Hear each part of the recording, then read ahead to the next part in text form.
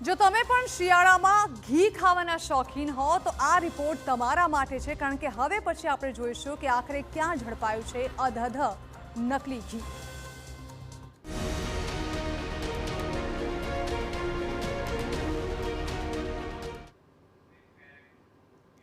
બનાસકાંઠામાં ભેળસેળિયાઓ થયા છે બેફામ। કાયદાનો કોઈ ડર નથી, કાર્યવાહીનો કોઈ ભય નથી, જેથી થોડા જ મહિનાઓમાં ફરી એકવાર ઝડપાયું છે મોટી સંખ્યામાં શંકાસ્પદ ઘી।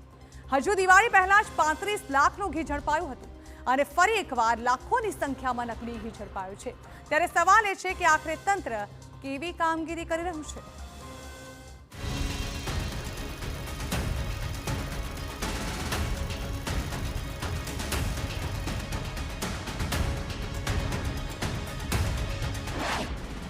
નકલી ઘીથી સાવધાન।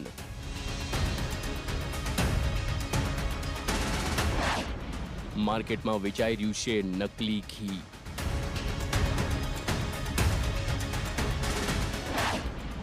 ભેળસેળિયાઓ થઈ ગયા છે બેફામ।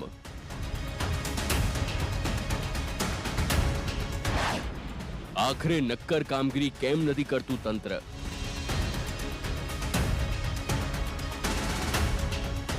બજારમાંથી ઘીની ખરીદી કરતા હો તો સાવધાન થવાનો સમય આવી ગયો છે। પાલનપુરના ચંડીસર જીઆઈડીસીમાં આવેલ એક ફેક્ટરીમાંથી ફૂડ એન્ડ ડ્રગ્સ વિભાગે લાખો રૂપિયાનું શંકાસ્પદ ઘી ઝડપી પાડ્યું।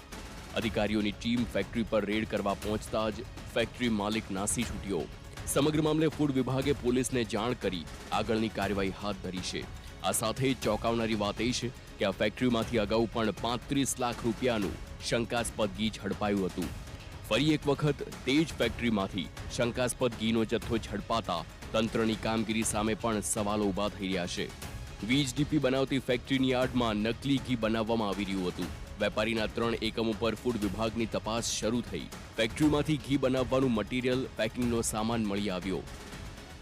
ફૂડ વિભાગે ચંડીસર જીઆઈડીસીમાં રેડ કરી અને શંકાસ્પદ જે ઘીની ફેક્ટરી છે ત્યાં જે પ્રકારે નોટિસ લગાવાઈ છે।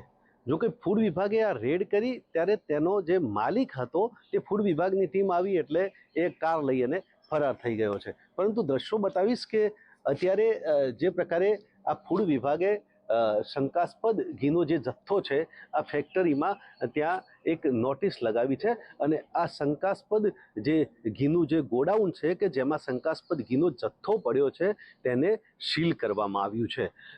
જે પ્રકારે ફૂડ વિભાગે જે આ રેડ કરી એમાં મહત્વની વાત એ છે કે ફૂડ વિભાગે થોડા મહિના પહેલા 35 લાખનો શંકાસ્પદ ઘીનો જે જથ્થો સીઝ કર્યો હતો તે પણ આમાં હજુ પડ્યો છે। ફૂડ વિભાગે ફેક્ટરીના 2 એકમો સીલ કર્યા। અધિકારીઓ ફેક્ટરી પર પહોંચતા જ માલિક ફરાર થયો।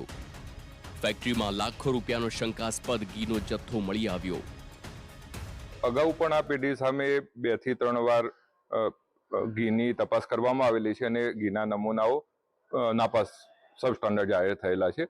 એની સંદર્ભે ફરીથી આ ઘી બનાવતા હોય એની બાતમીના આધારે એમની પાછળ તપાસ કરતો એમનું એક ગોડાઉન છે, એ ગોડાઉનમાં એ માલ સંગ્રહ કરતા હોય એવું જણાયેલું। તો એ ગોડાઉનની પણ તપાસ કરતો ત્યાંથી ગોડાઉનના માલિક એ નાસી ગયેલા। એટલે સ્પષ્ટ છે કે આરોપીઓ જાણી જોઈને નકલી ઘી બનાવી માર્કેટમાં ઠાલવી રહ્યા છે। ત્યારે હવે આપને બતાવીએ શંકાસ્પદ ઘી ખાવાથી આપને શું થઈ શકે છે નુકસાન। પાચન તંત્ર બગડી શકે છે, લીવર પર અસર થઈ શકે છે, હૃદય રોગનો ખતરો વધી શકે છે, ફૂડ પોઈઝનિંગ થઈ શકે છે, બાળકો અને વૃદ્ધોમાં વધારે જોખમ છે, લાંબા સમયમાં કેન્સરનું જોખમ પણ રહેલું છે। આમ ભેળસેળયુક્ત ઘી આપને બીમાર કરી શકે છે, જેથી સસ્તાના ચક્કરમાં ના ફસાઈ જતા અને સારા બ્રાન્ડનું જ ઘી ખરીદજો, જેથી આપનો પરિવાર સુરક્ષિત રહેશે। Bureau report, TV9।